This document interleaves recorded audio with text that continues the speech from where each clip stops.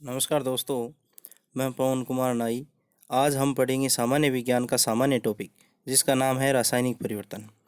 दोस्तों, अगर आप प्रतियोगी परीक्षाओं की तैयारी कर रहे हो तो इस वीडियो को देखना ना भूलें और इस चैनल को शेयर व सब्सक्राइब कीजिए। साथ में बेल आइकन को दबाना भी ना भूलें ताकि आने वाले वीडियो की नोटिफिकेशन आपको तुरंत प्राप्त हो सके। जी हाँ दोस्तों, हम बात करते हैं परिवर्तन की। तो सीधी सी बात है, परिवर्तन का मतलब होता है पदार्थ का बदलना, यानी पदार्थ एक रूप से दूसरे रूप में बदलता है। उस आधार पर हम देखते हैं कि परिवर्तन दो प्रकार के होते हैं।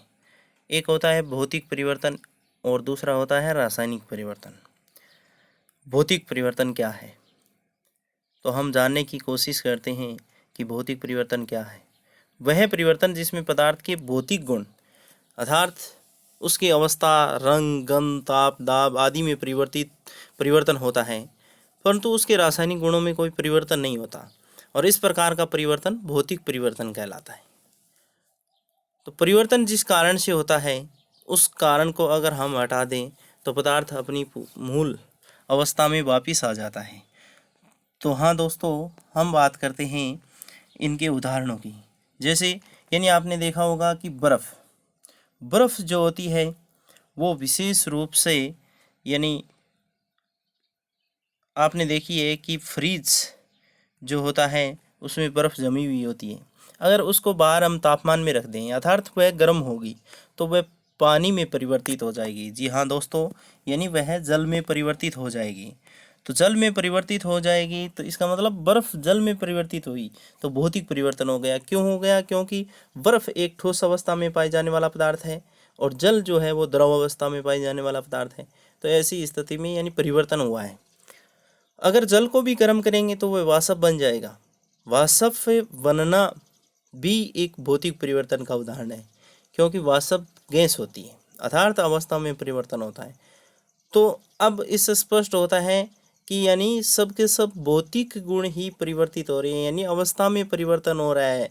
बर्फ़ जो कि ठोस है, जल जो कि द्रव है और वाष्प जो गैस है। तो इन तीनों में परिवर्तन होना किस कारण से हुआ है, यानी पदार्थ के गर्म करने के कारण से। उस कारण को अगर हम हटाएं या विपरीत कारण लगाएं, जैसे इन पदार्थों को वापस उल्टे क्रम में अगर हम ठंडे करते जाएं तो वापस वही प्रक्रिया दोहराने को मिलेगी अपने को, अर्थात पदार्थ मूल अवस्था में आ जाएगा। अब दोस्तों, इसमें यानी ठोस, द्रव, गैस ये सब अवस्था में परिवर्तन हुए। तो इसमें हम देखते हैं कि H2O जो जल है, जो H2O जल है उस बर्फ़ का भी वही सूत्र है, H2O जल का भी वही सूत्र है, H2O वाष्प का भी वही सूत्र है, H2O। अर्थात इससे स्पष्ट होता है कि रासायनिक गुणों में इसमें परिवर्तन नहीं होता। इनके अलावा और भी बहुत सारे उदाहरण हैं, जैसे देखो लोहे का चुंबक में बदलना, नौशादर का ऊर्ध्वपातन, सोने का पिघलना, कांच का टूटना, शक्कर का पानी में घुलना, यह सब किसके उदाहरण हैं? भौतिक परिवर्तन के उदाहरण हैं। जी हाँ दोस्तों, प्रतियोगी परीक्षाओं में यही उदाहरणों से ही प्रश्न पूछा जाता है।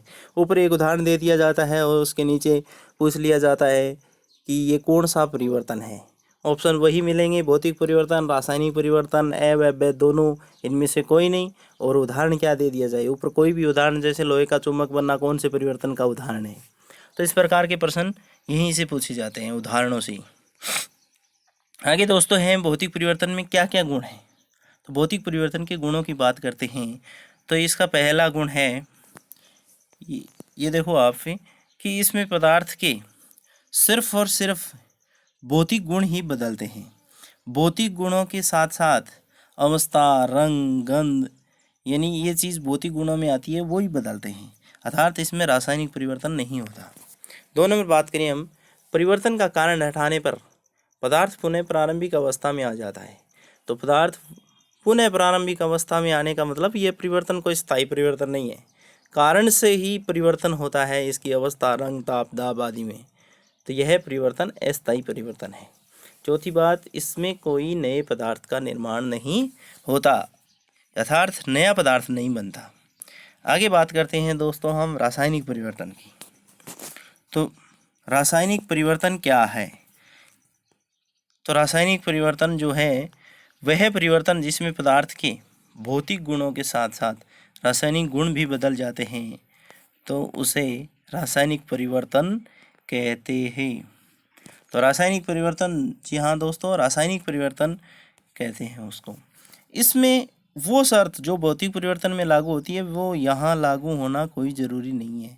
यह आवश्यक नहीं होता कि रासायनिक परिवर्तन में परिवर्तन का कारण हटाने पर पदार्थ पुनः अपनी मूल अवस्था में आ जाए, ऐसा कोई ज़रूरी नहीं है।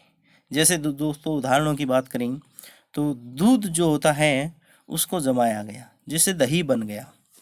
अब दोस्तों दही से वापस दूध प्राप्त नहीं किया जा सकता, तो दही अलग चीज़ है, दूध अलग चीज़ है, अर्थात पदार्थों में परिवर्तन हुआ। परिवर्तन होना ही रासायनिक परिवर्तन कहलाता है, अर्थात नया पदार्थ बन गया, नया पदार्थ बनना ही रासायनिक परिवर्तन कहलाता है। इसके भी अन्य उदाहरण बहुत सारे, जैसे लकड़ी व कोयले का जलना, लोहे पर जंग लगना, सब्जी का खराब होना या खाए हुए भोजन का पाचन होना, तो यह रासायनिक परिवर्तन के उदाहरण हैं। रासायनिक परिवर्तन के गुण, इसमें पदार्थ के भौतिक गुणों के साथ साथ रासायनिक गुण भी बदल जाते हैं। जी हाँ दोस्तों, रासायनिक परिवर्तन है तो रासायनिक गुण बदल जाएंगे। अगर भौतिक परिवर्तन है तो सिर्फ भौतिक गुण ही बदलेंगे। दूसरा, परिवर्तन का कारण हटाने पर पदार्थ पुनः प्रारंभिक अवस्था में नहीं आता, यानी परिवर्तन जिस कारण से होता है उस कारण को अगर हम हटा दें तो पदार्थ पुनः प्रारंभिक अवस्था में नहीं आता। यह परिवर्तन क्या होता है? स्थायी होता है, क्योंकि इसमें नया पदार्थ बन जाता है। पूर्णतः नया पदार्थ बनना ही स्थायी परिवर्तन कहलाता है। इसमें नए पदार्थ का निर्माण भी होता है। तो जी हाँ दोस्तों, हमने भौतिक व रासायनिक परिवर्तन के बारे में पढ़ा और मुझे लगता है कि आप लोगों को अच्छी तरीके से समझ में आ गया होगा। तो इस चैनल को शेयर व सब्सक्राइब कीजिए और बेल आइकन को भी दबाइए। अपने दोस्तों के साथ शेयर करने के लिए बोलें और आगे आने वाले वीडियो मैं जल्दी आपको अपलोड कराता रहूँगा ताकि आप अच्छे से प्रतियोगी परीक्षाओं की तैयारी कर सकें। धन्यवाद।